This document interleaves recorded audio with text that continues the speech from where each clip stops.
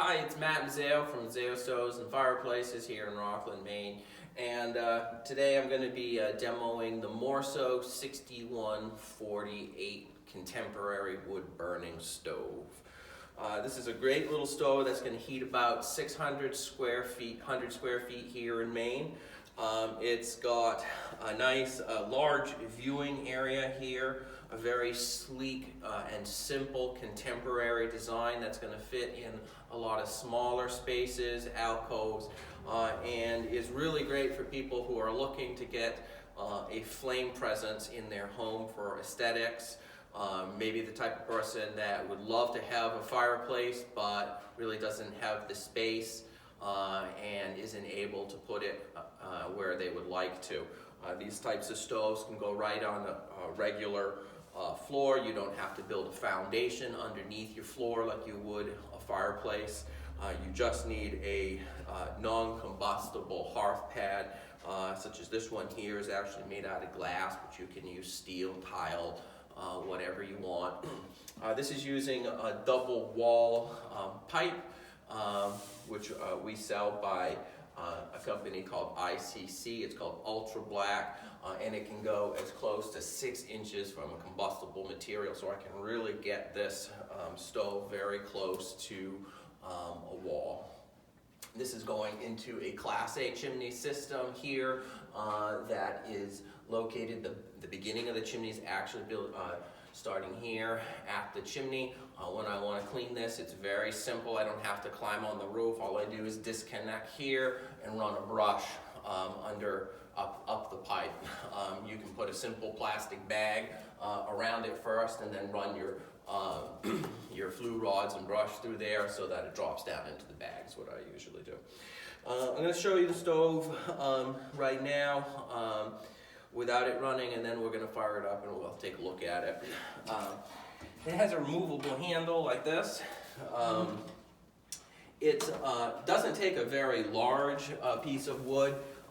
What I usually do is take the chop saw to it, but if you are ordering a quart or two of wood, just make sure to have them order you, say, 9-inch wood, I believe is what you would really want to have here. This is probably 6 or 7-inch wood. It works really well if you can do it this way.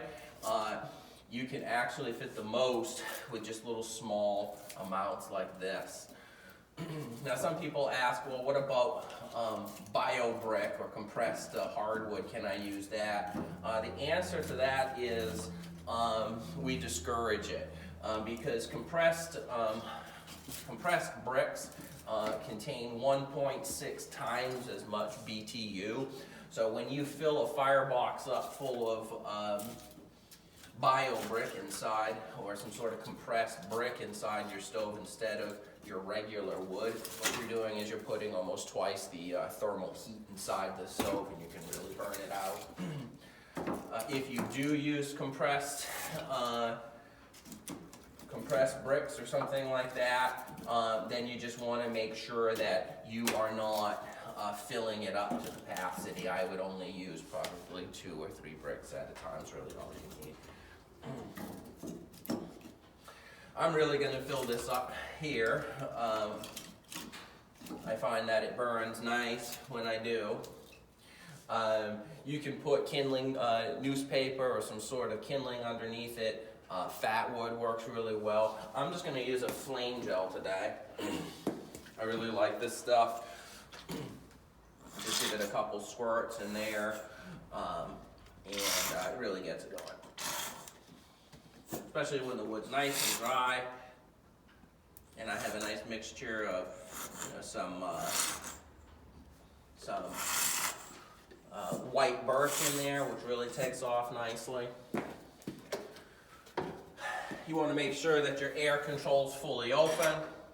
Now the inside of this stove, I forgot to tell you here, is made out of a compressed material called vermiculite, which they harvest off of the coast of Denmark on a small island there, and they call it skamol. It's used in a lot of stoves, particularly Scandinavian stoves like Morso. Morso is actually a Danish company. It's the oldest wood stove company in the world, dating back to 1853. So this stove utilizes secondary burn technology, just like all modern EPA certified stoves will, where it draws flue gases into the backs of behind the fire brick, and then you'll see here there is a tube here with little holes in it. The gases are going to come out the holes in this tube and ignite. It almost looks like a propane stove or gas stove. Sometimes people actually ask me, is that a gas stove burning? No, it is not. It does also have a small little ash pan here to take away your ashes.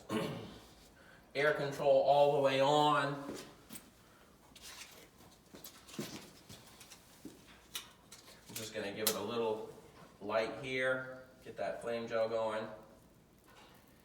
And then usually what I do is, this stove door doesn't crack all the way, but if I close it all the way like this, you know, sometimes I don't get quite enough air starting up. So what I do is I just give it a tiny little turn, just enough to latch it, but so there's still a little bit of a gap here in the door, and that's going to give it a little more air and aid in startup. This is going to take probably 10 or 15 minutes to really get going. We'll come back then, take a look at it, and talk about it.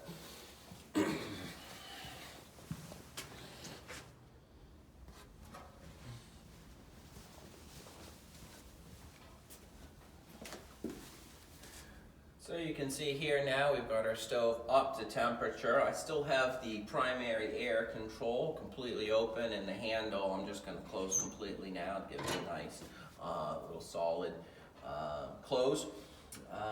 Now, one thing I love about the stove is that it has a very responsive air control. So when I close it down, it really dampens the flame down and engages the secondary burn. Let's take a look.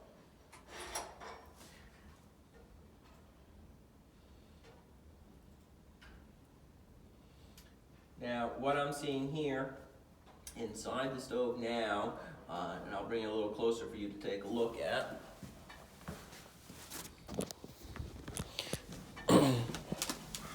is you can see in the back of the stove, in the corner, coming out of the back corner wall is gas fire coming out, exploding through,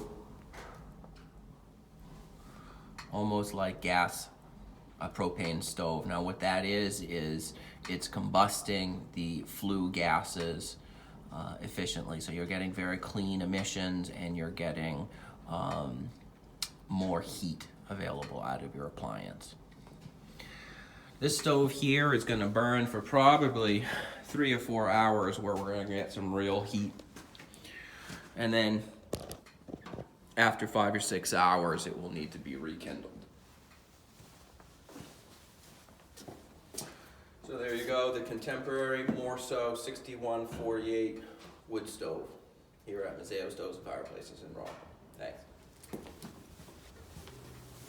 Thanks.